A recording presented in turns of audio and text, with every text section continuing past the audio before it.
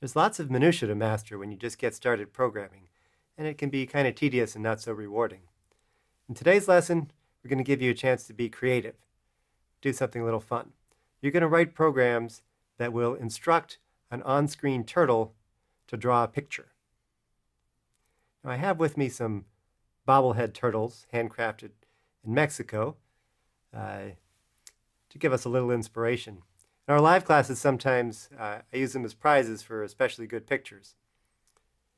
So you're going to be writing programs that will instruct your on-screen turtle to draw a picture, but there's also a hidden agenda in today's lesson, which is to introduce some Python capabilities, particular object notation, methods that act on objects, and how to repeat a set of commands many times.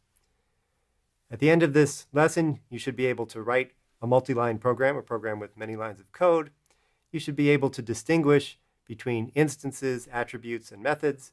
You should be able to invoke methods and set attributes using the dot notation. And you should be able to use a for loop, to execute commands repeatedly. And stick around at the end for a turtle joke. See you at the end.